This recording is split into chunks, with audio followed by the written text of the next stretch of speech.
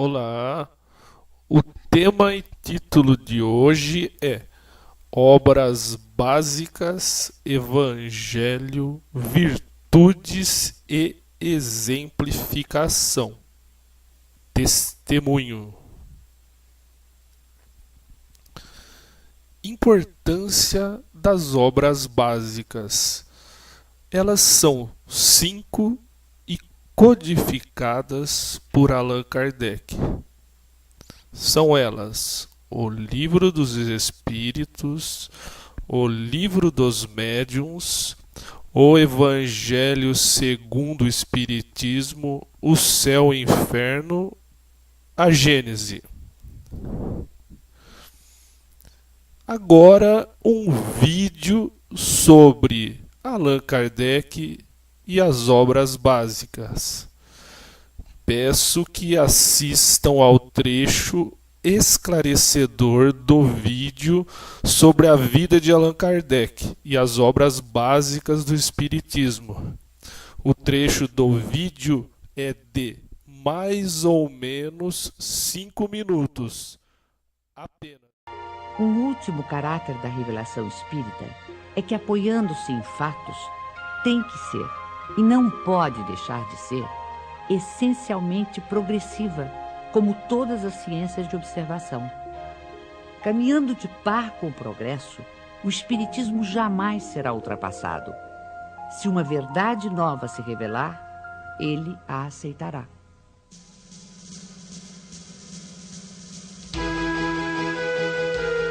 Hoje, mais de 100 anos depois da publicação do Livro dos Espíritos, nenhum dos princípios fundamentais do Espiritismo foi abalado. Todos permanecem intactos. E isso num século em que o mundo sofreu radicais transformações em todos os campos do conhecimento. O que se pode observar é que o desenvolvimento da ciência se processa justamente na direção dos princípios espíritas. Além de O Livro dos Espíritos, outras obras básicas compõem a codificação espírita. O Livro dos Médiuns, o Evangelho segundo o Espiritismo, o Céu e o Inferno, e a Gênese desenvolvem, aprofundam e consolidam os princípios do Espiritismo. Todos esses princípios, que resultam dos ensinamentos dos Espíritos, foram sistematizados e codificados por Allan Kardec. Hippolyte Léon Denisard Rival, que mais tarde viria a adotar o pseudônimo de Allan Kardec, nasceu na cidade de Lyon, na França, no dia 3 de outubro de 1804. Com a idade de 10 anos, seus pais o enviaram para estudar em Yverdon, na Suíça, onde se localizavam um dos institutos de ensino mais famosos e respeitados em toda a Europa. Fundado pelo educador suíço Johann Pestalozzi, o instituto era uma espécie de escola modelo, admirada pela aristocracia, altas personalidades políticas, científicas, literárias e filantrópicas. Depois de haver concluído seus estudos em Yverdon, Rival tornou-se conceituado mestre, não só em letras como em ciências. Distinguindo-se também como notável pedagogo, publicou diversos livros didáticos e contribuiu com planos e métodos para a reforma do ensino francês. Esta longa experiência pedagógica habilitou o professor Rival para outra tarefa, a codificação do Espiritismo.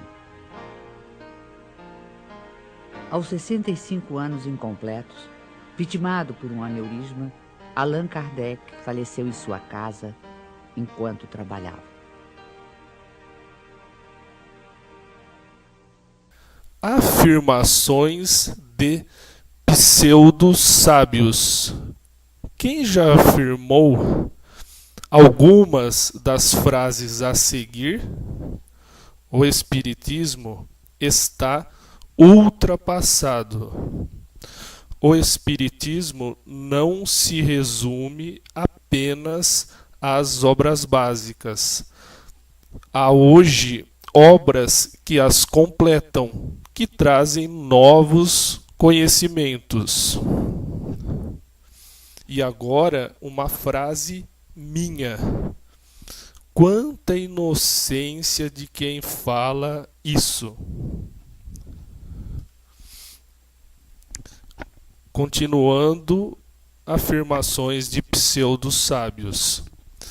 Nenhuma prática consciente e boa existe sem teoria. É preciso saber para se praticar. Ninguém pratica o que não conhece. Aí alguns perguntam: e quem não teve estudo? Certamente traz conhecimentos de outras vidas. Isso é prova da existência da reencarnação. Assistam ao vídeo. A seguir, trecho de vídeo de Raul Teixeira, um dos maiores conhecedores do Espiritismo. Não sou apenas eu que falo isso. Eu não invento. Assistam com calma e analisem. Logo, o que a gente vê não é bem o que é. Tudo quanto nós vemos é o que não é. E o que é o que não vemos. Dá para endoidar, mas é verdade. É dessa forma que os físicos e os astrofísicos ensinam-nos hoje que o universo está montado em 4 forças invisíveis. A força gravitacional, que sustenta os mundos, mas nós não vemos. Que nos detém sobre a terra, por isso não voamos. Não conseguimos caminhar com 2 pés no ar. Se eu tiro um, o outro está preso. Se eu tiro o outro, eu tenho que prender este. Por causa do ímã, entre aspas, que a terra representa para nós, puxando tudo para o seu centro. Essa força gravitacional é invisível, mas existe. Ninguém pode negar. A força eletromagnética, sem a qual seria impossível a vida cotidiana hoje. Tudo quanto nós usamos, eletroeletrônicos, a luz, os aparelhos, a computação, dependendo dessa energia que jamais alguém viu. Somente sentimos os efeitos. A força forte, a força fraca. A força forte é nuclear. É aquela que mantém os prótons presos aos nêutrons no núcleo atômico. E nós aprendemos na ciência básica que cargas iguais se repelem. Como é que os prótons, que são positivos, não se repelem no núcleo atômico? Graças a essa força forte. E a força fraca também é nuclear. Mas é aquela incumbida de estourar os nêutrons, arrebentar nêutrons. Daí então, tudo que é verdade é invisível. E tudo que é visível é, no muito, meia verdade. A tal ponto que Allan Kardec diz então, em se referindo à ciência acadêmica agora, que se algum dia essa ciência acadêmica, ciência com C grande como ele põe, demonstrar que o Espiritismo está em erro em algum dos seus pontos, a doutrina espírita e nós os espíritas, porque queiramos crescer, abriremos mão do nosso ponto para seguir o da ciência. Para que alguém diga isto, tem que ter muita confiança na doutrina que está apresentando para o mundo. Basta dizer que Allan Kardec apresenta a codificação espírita no chamado século das luzes, no século dos questionamentos, não sobrava pedra sobre pedra que os sábios do século XIX para o XX não derrubassem. E logo depois, em 1859, depois do Livro dos Espíritos, aparecerá na França o positivismo com Auguste Comte, para quem ciência era a grande diretriz de todo o pensamento da humanidade. E só era ciência para o positivista aquilo que pudesse passar pelo crivo do laboratório, que pudesse ser testado, ser avaliado. Naturalmente era um equívoco, tanto que já deixou de valer.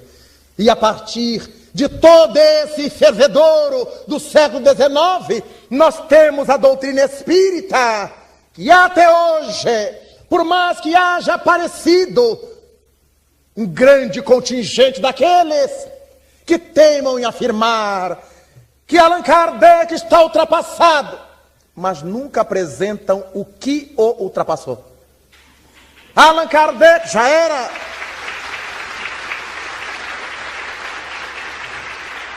não se pode ultrapassar uma ciência sem que tenha aparecido outra capaz de substituí-la. Não se pode desfazer de uma filosofia sem que outra tenha vindo para explicar melhor aquilo que ela está explicando. No dia em que nos apresentarem informações sobre Deus, sobre a imortalidade da alma e sua existência, sobre a pluralidade dos mundos habitados, a pluralidade das existências e a comunicabilidade dos mortos, como a doutrina espírita apresenta, e daí para melhor, é para lá que nós iremos. É porque nós estamos procurando uma coisa para nos aproximar de Deus. Se o espiritismo ficou para trás, nós teremos que andar à frente, só que até hoje isso não passa de discurso vazio de quem sequer teve o trabalho de conhecer a doutrina espírita. Devem ter aberto o Livro dos Espíritos ao acaso. Título importante: aquisição e prática das virtudes. Testemunho, palavra muito importante. Para se fazer caridade, é preciso estudar? Para se amar, é preciso estudar? Quem sabe definir e realmente praticar a caridade e o amor?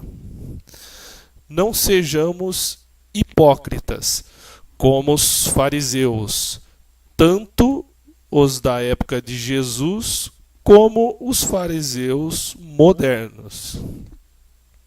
Reflitam, não é tão simples assim. Aliás, é bem complexo. Últimas reflexões. Vamos refletir nas frases abaixo.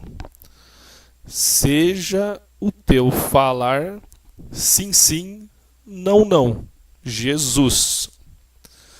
Tudo me é lícito, mas nem tudo me convém. Apóstolo Paulo. Aviso importante: as referências completas estarão relacionadas abaixo do vídeo. Quem tiver interesse, e seria bom, assista de modo completo.